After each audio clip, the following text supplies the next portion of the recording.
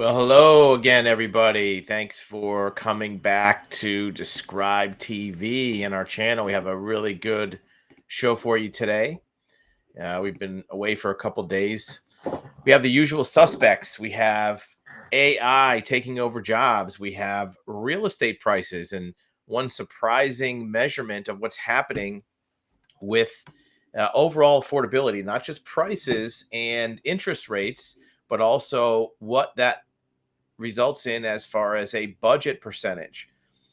We also have an interesting evaluation of the overall cultural development, what's happening with things like accountability in employment and in society. So the usual suspects are there. Even EVs will make an appearance today. But first, let's talk about the thing that everybody loves to um, look at as the villain, and that is artificial intelligence.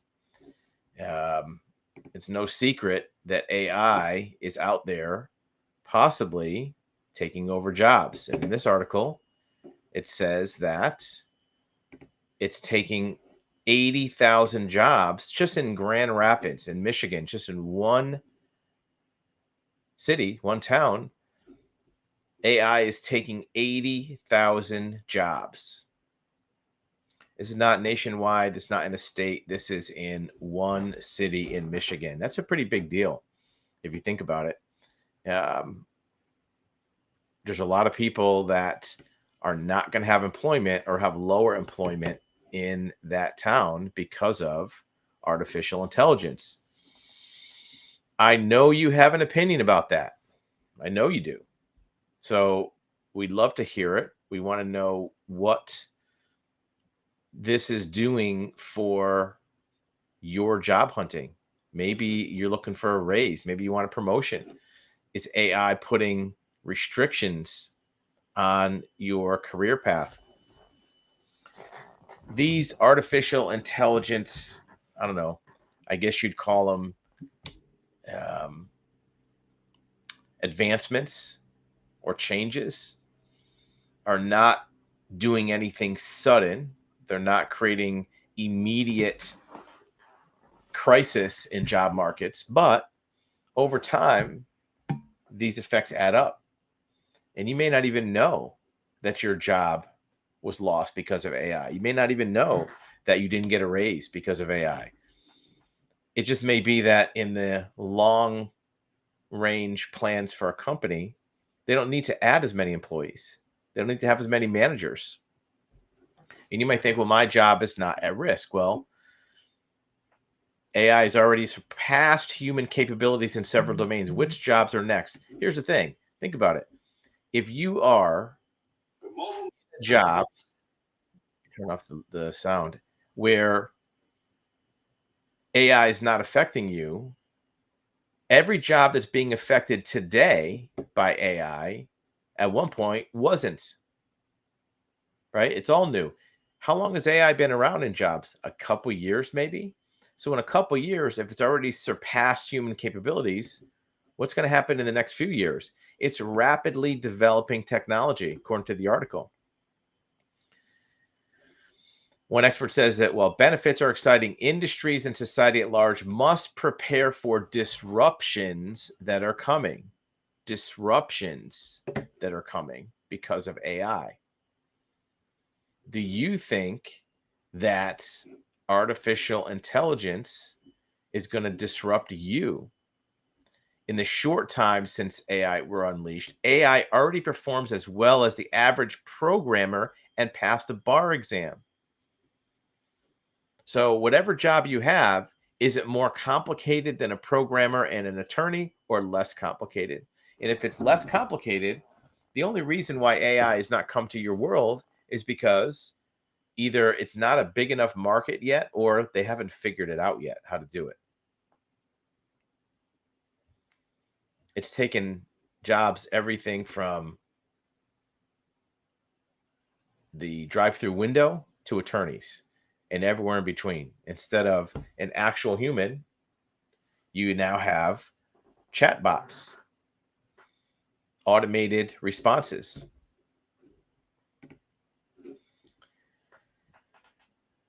How are you going to compete with that? Well, one good thing that you may have going for you is that the chatbots and the AI many times get it wrong.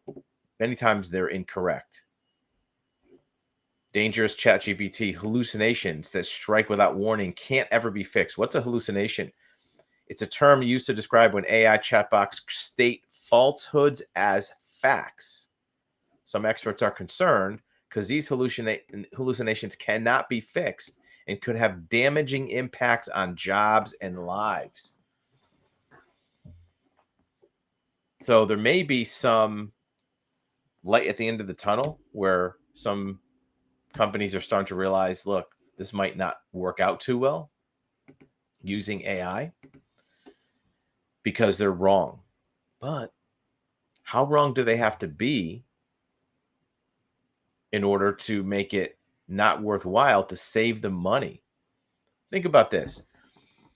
Think about whatever you earn as an employee, not what your take home paycheck is. But if you look at your paycheck and you look at your gross pay before taxes, before deductions, before FICA, before insurance, all that stuff, what's the top line? The amount that the company paid out. If you take that number and you add about 10%, that's how much the company pays. And you might say, well, what's the other expense? Well, that FICA line is 7.15% of your paycheck. In addition to the amount that you pay, your company also pays another 7.15% separately. So that's 7%. Plus, there's about 3% cost for most employees in terms of HR, in terms of resources, services, other perks that come with the job. You may not see them as a big deal, but there's usually about 3%. So if you take what your gross pay is plus 10%, that's what you cost a company every week. So let's just say round numbers, you cost a company $1,000 a week. Let's just throw a number out there just for math purposes. You might make a lot more than that. You might make less than that. So that's $1,000 a week. That's $52,000 a year. And let's say there are 10 employees that could be consolidated with AI down to maybe one employee. So instead of $52,000 a year times 10, that's $520,000. That's $500,000 a year the company could save by going to AI. Maybe having one employee, so they save maybe $450,000. That $450,000 is free money. How bad does the AI robot have to be to make up for saving $400,000 or $500,000 or $500,000? And the reason that that's important is because even if AI is not perfect, it might be close enough to be worth saving $500,000. Because the owners of your company might look at it and say, well, what could we do with $500,000? We could either spend it on our advertising, spend it on research and development, maybe more inventory. Maybe they just take it as a dividend and put it in their pocket. It's a big incentive to go to AI. And even if artificial intelligence is not ready for prime time right now, maybe it's not, completely, technically sophisticated for most businesses, it's going to get there soon. Think about how fast computers and programming and Microsoft Windows developed in the 90s and 2000s, how fast that came along, and the internet.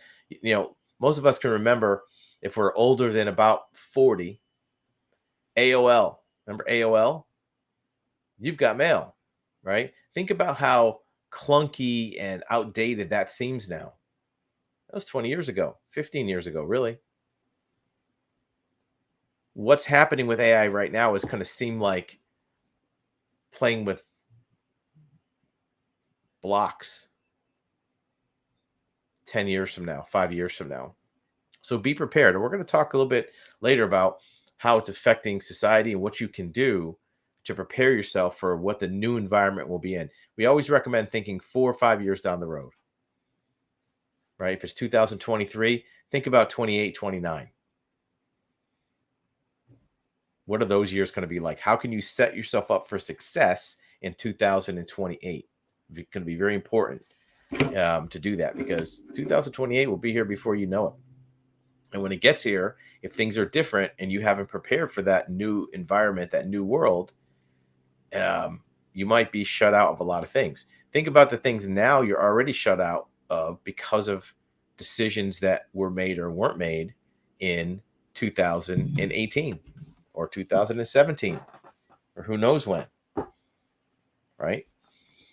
Think about if you had hindsight and you knew I should have bought this internet stock 5 years ago. That would have been really good. Maybe you should have bought a house. Well, let's talk about houses. Real estate is one of the things that everybody is focusing on. Why is that? Well, look what happened with real estate, how much it went up. Right now, it's very, very difficult to find a reasonably priced house, right? Very, very difficult. So a lot of people are going to building a new house. And that's where the question comes in. Is it better to build or buy a house? There aren't enough homes available for sale. Are you better off just building a new one? Depends on time and money. It's really time, because for the first time in recorded history, building a new home is cheaper than buying a used home, buying a resale. If you're trying to find a home right now, you're probably scratching your head where to look. There's a 3-month supply of housing, far short of the 6 months that's a balanced market. And that 3 months is really an understatement, because a lot of that is what's called left-handed inventory. Inventory really a lot of people don't want. A lot of people who own a home are locked in low mortgage rates, so they're not going to sell. Instead of trying to find sellers who want to give up, you might want to look into building a brand new property. And as general contractors, which, we're a licensed building company, we see this all the time. What goes into building a new home? Well, it's not for the faint of heart. It's a tough project. First, you have to have the land. That's the easy part. There's plenty of land out there. There's plenty of empty, raw land out there. It's because it's hard to sell. A house that's move-in ready, or at least livable, is an easy thing to sell because somebody can buy it and live there immediately. A property which is raw land that needs improvement, that needs utilities, that needs site work, that needs construction, is more difficult to sell because it's not turnkey. Somebody can't just move in that day. Most people that are buying property, they need a place to live right now. They can't wait. So if you don't need a place to live right now, maybe you're renting. Maybe you're going to keep your house and put it on Airbnb. Building a house might be a good way to go. Here's why. You can probably get a construction of a new home done in most markets in about a year to year and a half. Now, that depends a lot on how fast your permits can get turned around, your approvals, what the supply of building trade capacity is. Some markets, it might take 2 or 3 years. But if you really put your mind to it, you could do it in a year and a half once you did the site acquisition. The other problem is financing. It's not the money. It'll probably turn out cheaper to build a new house than to buy a resale home. The problem is you can't normally just get conventional financing for the whole home cost on a construction. First, you have to buy the land. Most times you're going to have to figure out buying the land in cash. So that's your down payment. Maybe you buy a piece of land for $100,000. Well, if you're going to put down $100,000 down payment on a new house, we'll put it for the piece of land. You can normally get a construction loan for the building part of it from a lender. It's a little trickier than doing a regular mortgage. It's a little trickier. The paperwork is more difficult. And plus, they don't just give you a check for the whole amount. They give what's called draw checks. So when the foundation is in, they'll give you X amount for that. Then when the framing is up, they give you more money. That's so you can pay the draws for your contractor. But if you can stand and stomach that process and you have a good builder, you can actually be in better shape, because here's the other thing. Even if you start looking for a house today, because the inventory is so limited for used homes, we're talking about, you may not be able to find the right house that you want for a year anyway. You might have to keep looking for months and months and months to a year. So the end result time of getting into a house might be about the same. It's just a different way of getting there, different process. And it is more difficult. There's a lot more red tape. It's going to be a hassle. However, at the end of the day, you will have a house that has the floor plan that you selected. You won't have to make accommodations of moving walls and changing windows because it's built brand new. You won't have any um, maintenance, repairs, or um, inspection defects to worry about because it's a new house. When you buy a resale used home, you might have to do a roof, you might have to do septic, you might have to do paint, there might be things broken, right? Even if the roof is fine, if the roof is 10 years old, most roofs last 20, 30 years, you're going to be 10 years closer to needing a new roof than if you have a new house. You're going to be 10 years closer to needing new air conditioner system, right? So it's something that people are talking about, build or buy a house. And it's worth taking a look into if you have the financial means to come out of pocket for the property and also be able to stomach the building process, because it's not for the faint of heart. It's not easy, but also has a lot of rewards. So sneak peek, jump ahead. Mortgage rate envy. You're not alone. With interest rates climbing, a new form of one-upmanship, mortgage rate humble brag. So people now, instead of bragging about their income or bragging about their kid got in a good college, now people are bragging about what interest rate you have. Here's a nice image of people at a party. This guy has 8%. This guy has 6%. This woman has 4%, right? This lucky lady here has 2%, right? Rooftop party in Philadelphia. Everybody asks, not where did you buy, but when did you buy? Because that determines whether you got the interest rate of a lifetime or you didn't. Interest rate of a lifetime. I can remember in the 1980s, so it was a movie that came out with Charlie Sheen called Wall Street. And Wall Street was about corporate greed and stock market manipulation. But one of the lines in the movie, Charlie Sheen was talking to the character. His name was Bud Fox, but his father was played by Martin Sheen. And Martin Sheen was kind of a blue collar worker, worked in New York, and was really just frustrated, like how his son, Bud Fox, the character, could make $50,000 a year, which at the time was a lot of money, and not be saving a lot of money. He was going to his father to borrow a couple $100s. And his father said, "Man, you make $50,000. How do you need to borrow money from me? Where's all your money going?" And he said, "Well,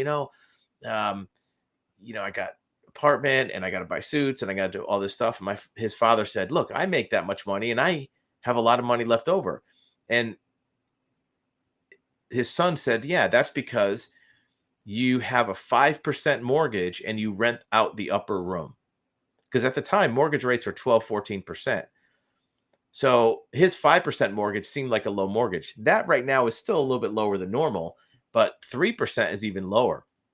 The difference between a 3% mortgage and the current almost 8%, especially with the house price factor, is huge. We're going to do a calculation here in a minute to show how much that has changed. It's probably worth $500,000 over the course of a lifetime, whether or not you got a 3% mortgage or an 8% mortgage. It could be worth $500,000 on your personal net worth. So this mortgage rate comparison, one-upmanship, is a big deal. That's a thing that's really, really happening. So weigh in below. Let us know, what is your mortgage rate scenario? You got in the 2s? You got in the 3s? Or are you in the 7s or 8s? Or do you not own a home? The other thing is, do you own for cash? Is that better or worse? If you do not have a mortgage, do you wish that you took out a home equity line of credit at 2%? Because here's, in theory, what you could have done. If you own your house for cash,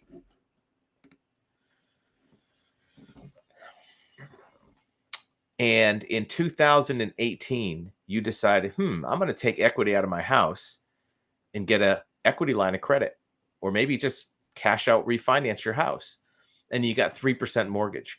And let's say you had a $500,000 house. You take out that $500,000, you pay 3%. Right now, you could put it into a CD and make 5%. So you'd be 2% to the good.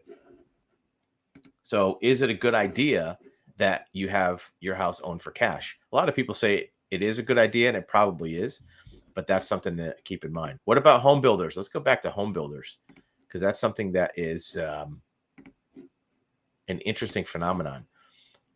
Home builders are at max capacity. So is that going to solve the housing shortage? Apparently not, because builders are building as fast as they can, and the housing shortage keeps widening. What does that tell you about what's going to happen to the housing market?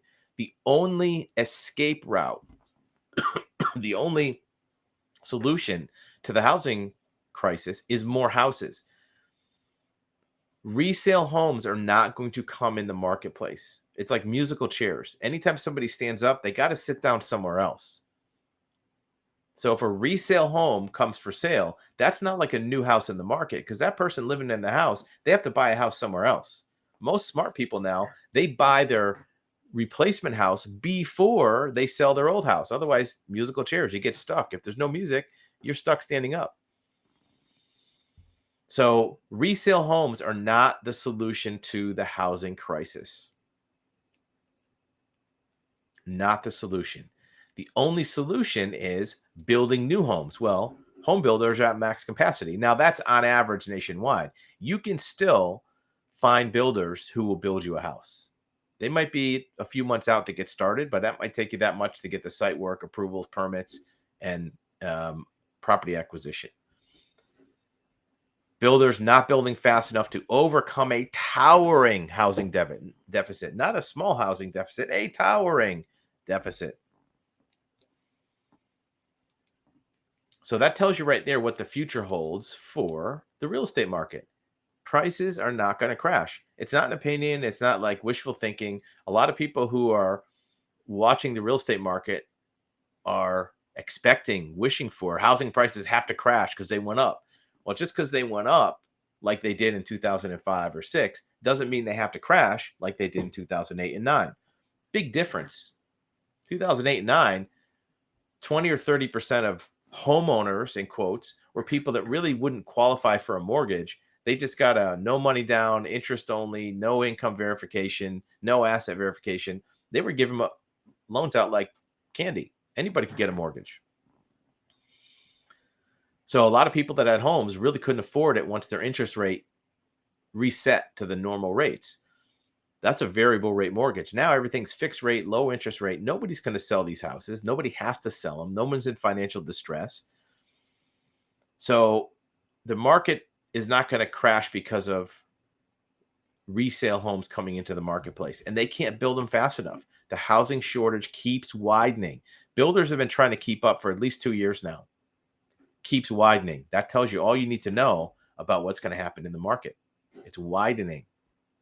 It's pretty easy to see what's going to happen. Your thoughts. I know you have an opinion about that. First of all, tell us your opinion about what you want to have happen, but then tell us the opinion about what you think is going to happen. I'm going to talk real quick again here about mortgages from a different standpoint. Our investigative division many times looks at different types of fraud. And one of the most common types of fraud is what's called a wire transfer fraud. And the way that works is scammers will send fake emails to title companies to tell them to wire money to the wrong place. And it could be a mortgage, it could be a down payment on a property. And one of the ways that this shows up is what's called mortgage payoff fraud.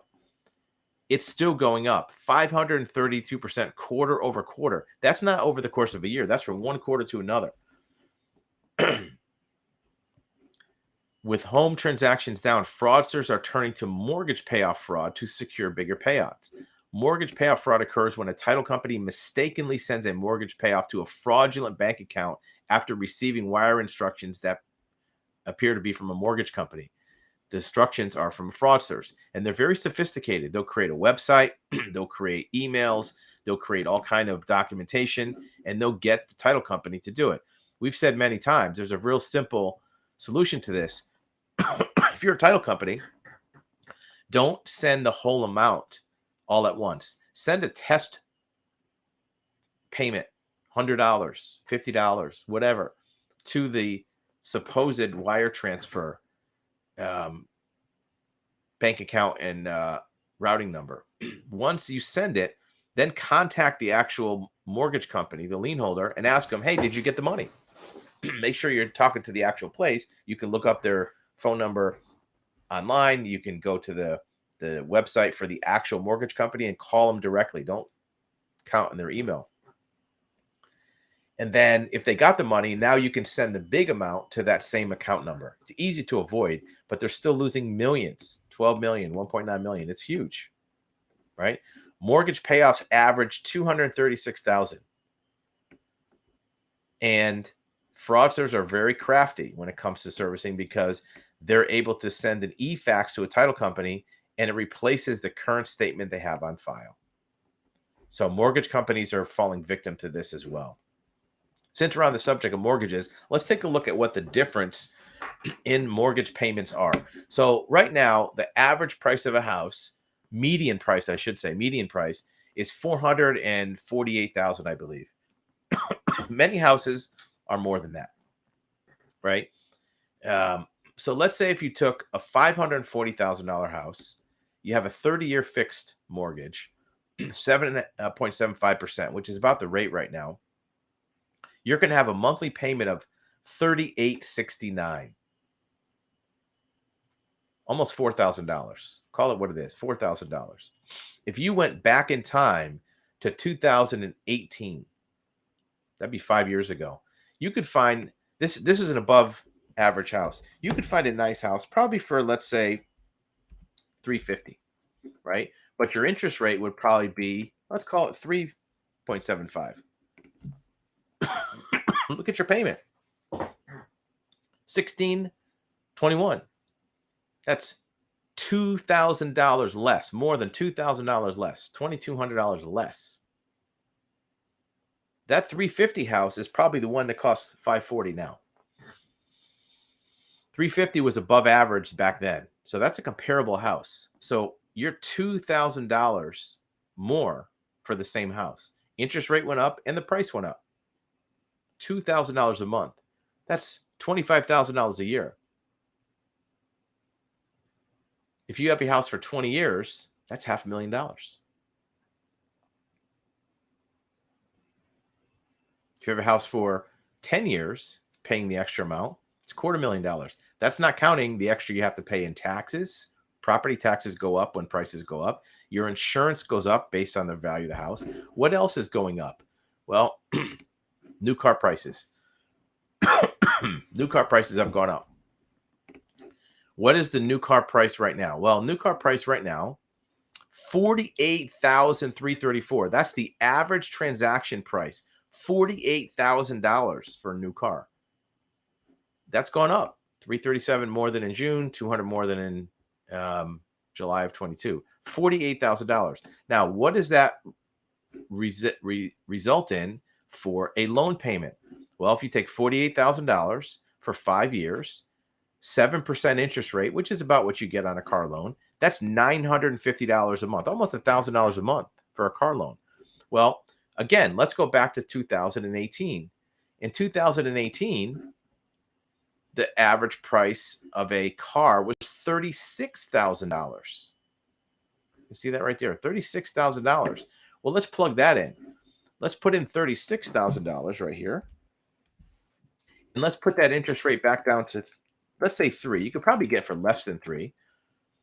Now your payment's $646. You just saved $300. So between the $2,200 on the house, you save $300 here. You're spending now $2,500 more just for your house and one car, not counting gasoline and food and taxes and insurance, everything else. So $2,500 a month times, how many months are you talking about in your life? 10 years, 15 years, right?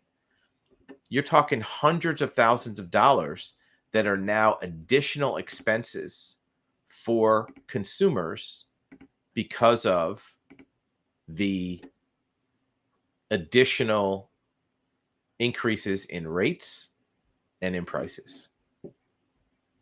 I know you have an opinion about that. Put that in the comments.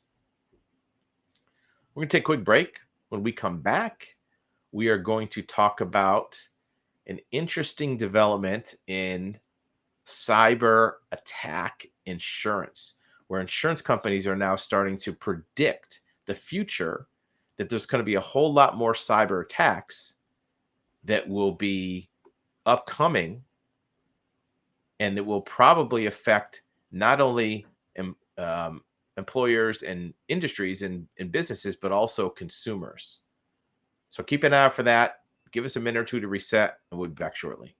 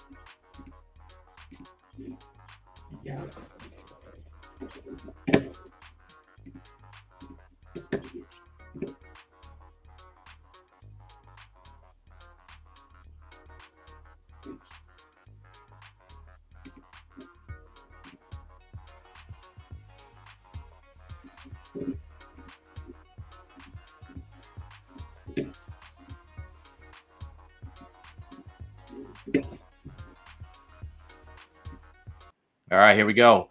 So here's the thing. Before we jump into that, let's take a look at some maybe good news if you are looking for a job or a potential employee. I don't know if this is going to happen, but the union for auto workers is asking for a raise for auto workers. UAW, United Auto Workers, demands $150 per hour per employee. $150 per hour per employee. That's what they're asking for from the big three, which is General Motors, Stellantis, which is Chrysler, Jeep, and Ford. Asking $150 per hour. What do you think about that? Obviously, if you were an auto worker, 150 would sound pretty good, right? Question is, if they give 150, what's going to happen to car prices? We just saw car prices are 48,000. Right now, the average rate, according to the article, is 45. Where is it? $64 per hour. Salaries and benefit. They want to go to 150. That's almost triple. So what is that going to do to the price of a car? It's good for the worker, but would you be willing to pay $80,000 for a car if the workers are making 150? I don't know.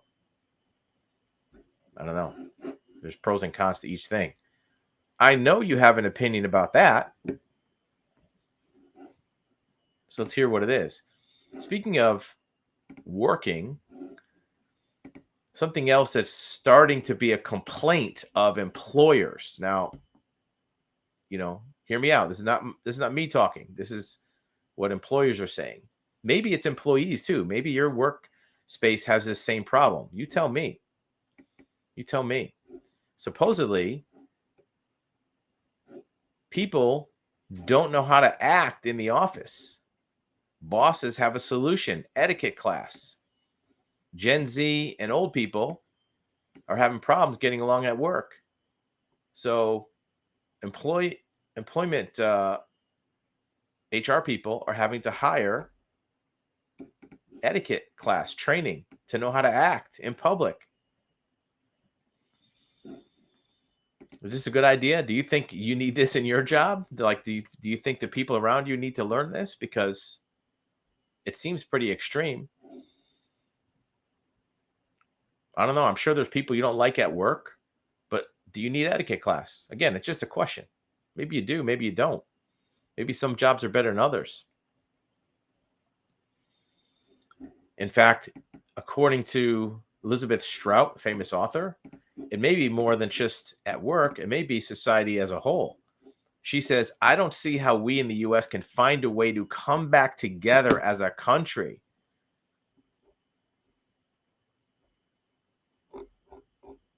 I mean, granted, that's one person's opinion, but it just says that sometimes this view of being able to get along is more than just etiquette class in one company. It's, people in general.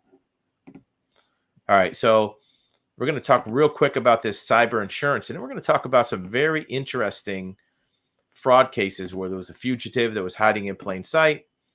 We're going to take a look at an opportunity for you. If you want to know what business or job to get in, there's something that's going to be guaranteed to be in demand in the future because of what's happening to the economy. Can't miss that.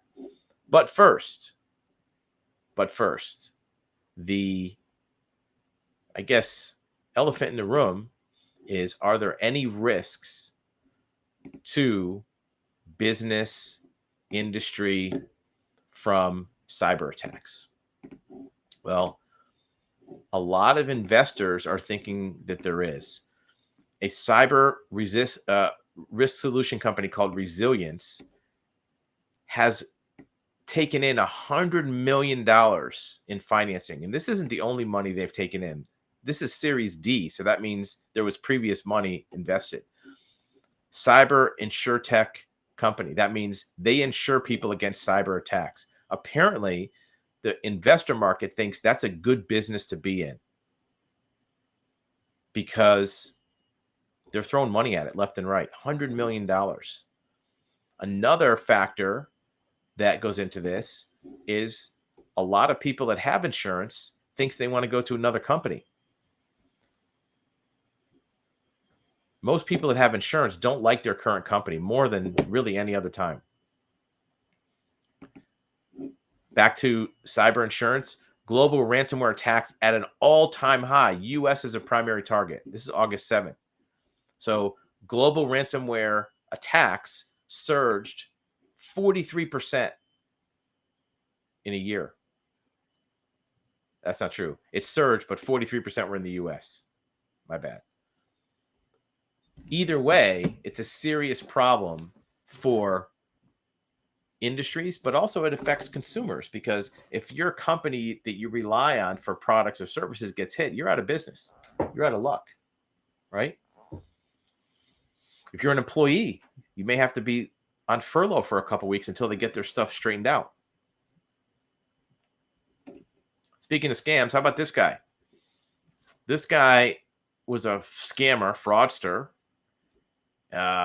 He scammed $700,000 on fake investments, and we see this all the time in our investigation company, Active Intel. He's the kind of person that will tell you, I'll double your money in 2 months, and then takes your money. Well, he got caught. He was actually sentenced to prison. Here's his prison picture. He escaped from a federal prison 4 years ago. What was he doing? Well, he was living as a high net worth, wealthy individual on Palm Beach Island in Florida, living in $1 million house. He was donating money to charities. His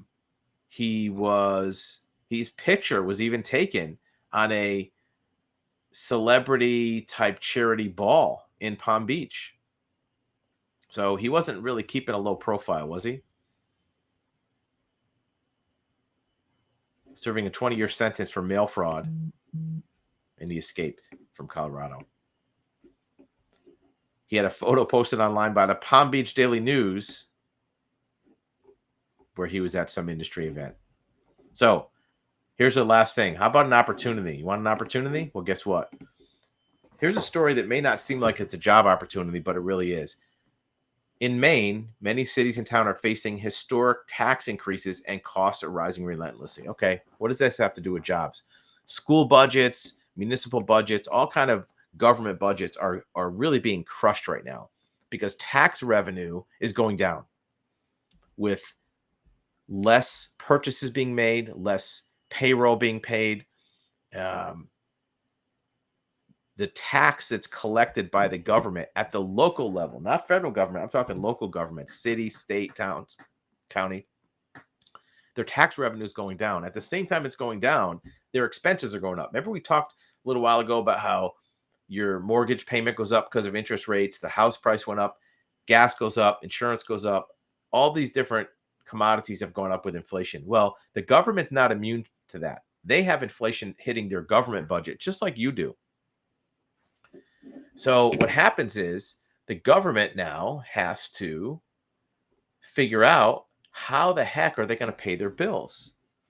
They don't have the taxes coming in, but they still have to pay for things like fixing the streets, maybe staffing the county clerk, right? So what they do is they start cutting services.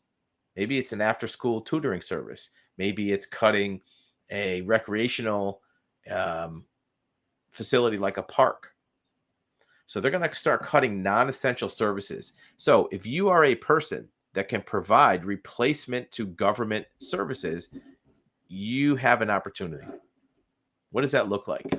Well, maybe you're a tutor. You can tutor students that are not getting enough after-school assistance. Maybe you can create a little recreational after-school facility, basketball league. Think of the things that the government is cutting. Our investigative division, Active Intel, we're getting more business because people can't go to the police anymore to investigate a fraud crime or a theft. They have to pay a private investigator to do it. So think of all the things that the budget is going to cut for municipal services and look at how you can fill in those gaps because people still need these things.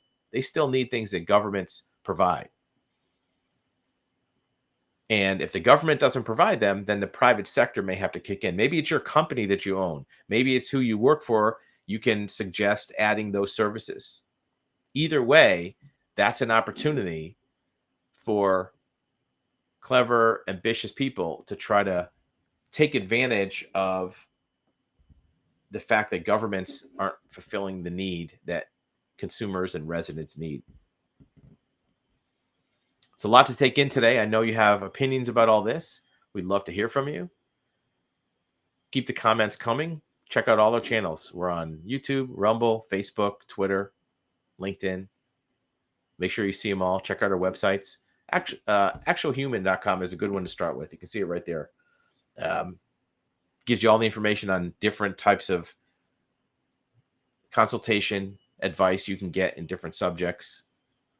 We know how hard it is to navigate the world of businesses now that everything is on AI and chatbots and no real humans are out there talking to customers or consumers.